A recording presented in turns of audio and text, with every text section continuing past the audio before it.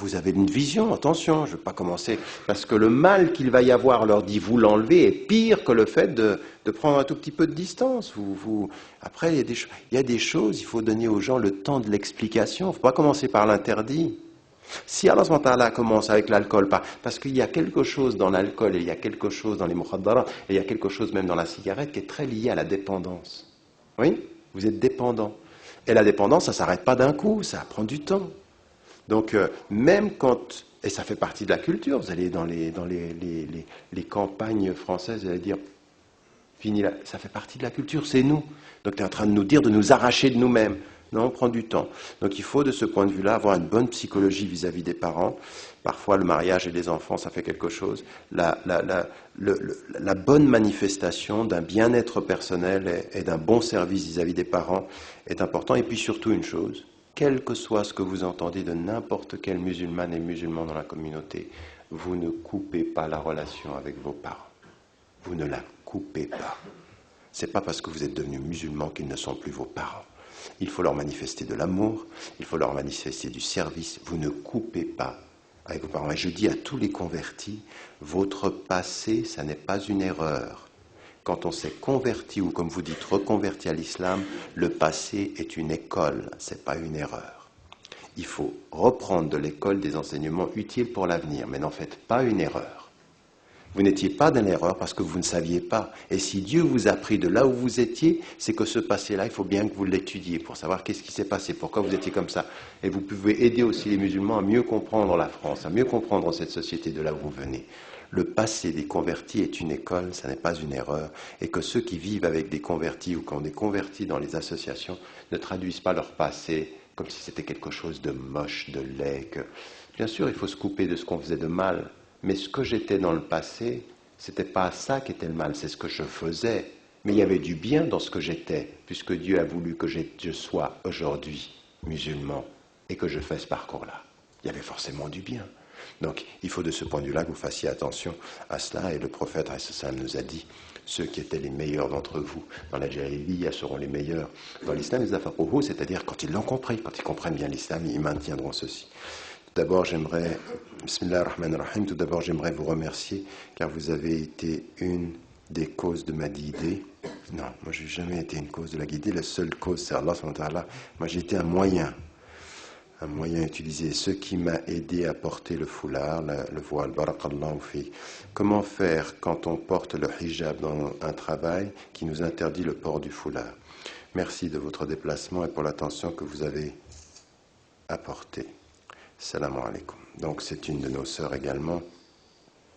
C'est toujours la même. Là encore, on est dans une question. Vous êtes dans un lieu de travail. On ne veut pas que vous portiez le foulard. Il y a des frères qui ont exactement la même situation. Ils sont dans un lieu de travail. Ils ne peuvent pas prier. Là aussi, faites très attention à ça.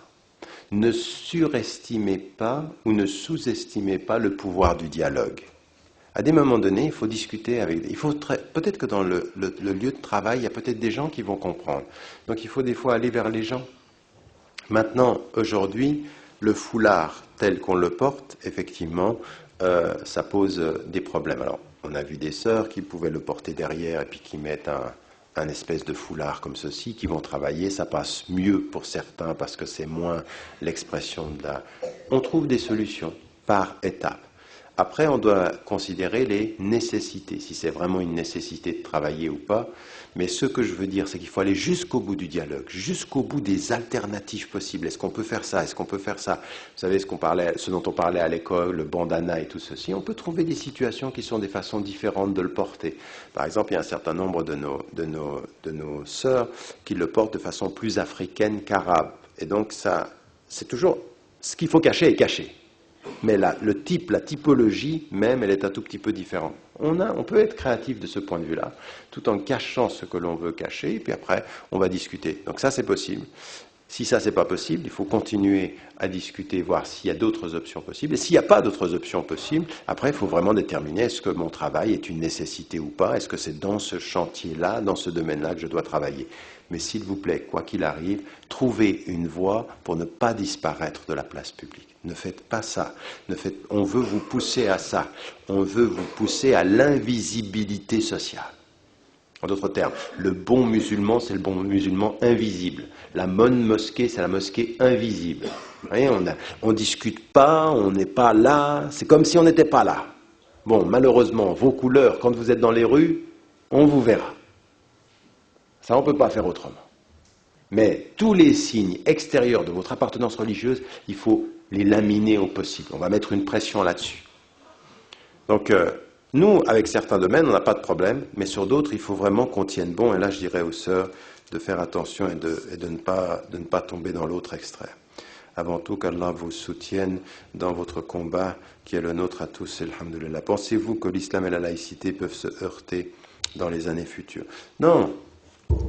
Encore une fois, je ne vais pas revenir sur tout ce débat-là sur la laïcité, mais si vous écoutez tout ce que j'ai pu dire et écrire, une application stricte et égalitaire de la laïcité n'est pas un problème pour le musulman. Nous, on n'a aucun problème si on l'applique égalitairement. On a un problème avec l'utilisation idéologique de la laïcité qui pointe les populations musulmanes.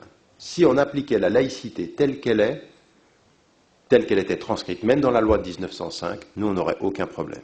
C'est tellement vrai qu'en mars 2004, ils ont changé la loi pour pouvoir la restreindre. Et donc, nous, aujourd'hui, on a des espaces qui nous sont offerts de liberté dans la loi française qui sont tout à fait bien avec notre religion.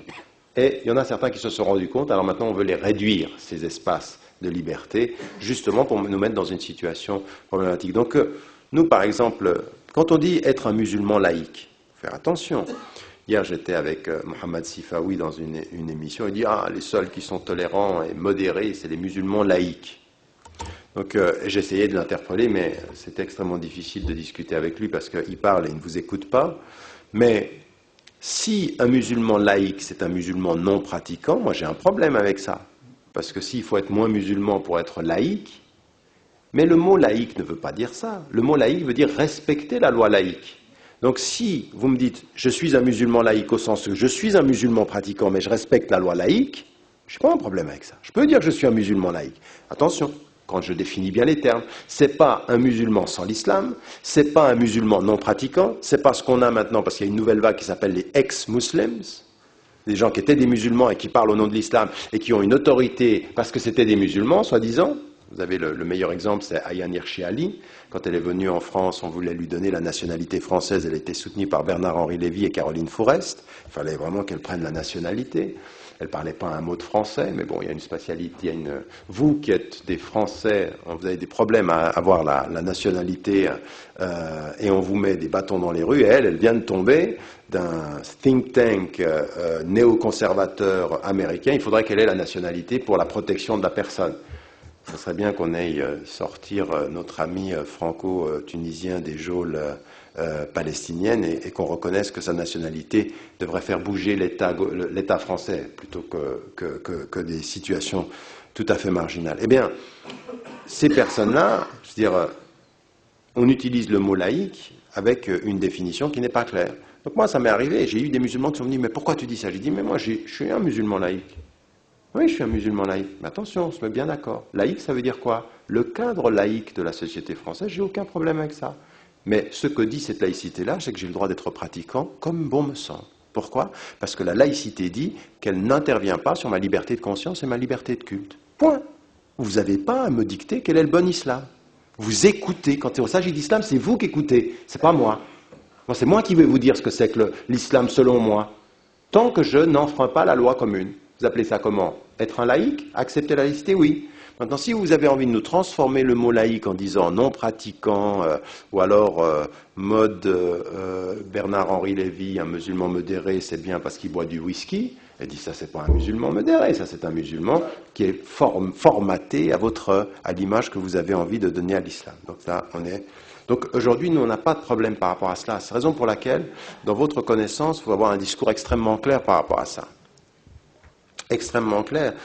Il y a énormément de gens qui pensent en France aujourd'hui, dans la classe politique, je ne sais pas si vous aviez vu mon intervention à l'Assemblée nationale avec Lavani, qui sont sûrs que ce que je vous dis à vous, c'est complètement différent que ce que je dis là-bas. Vous êtes les premiers à être la preuve que ce que je dis sur le plateau de télé, les plateaux, c'est ce que je vous dis à vous. Je dis exactement la même chose. Mais pourquoi est-ce qu'ils ne me croient pas? Vous savez pourquoi ils ne me croient pas? Mais parce que vous dites rien. Vous dites rien. Vous venez vers moi, mon frère Tarek, vraiment bien,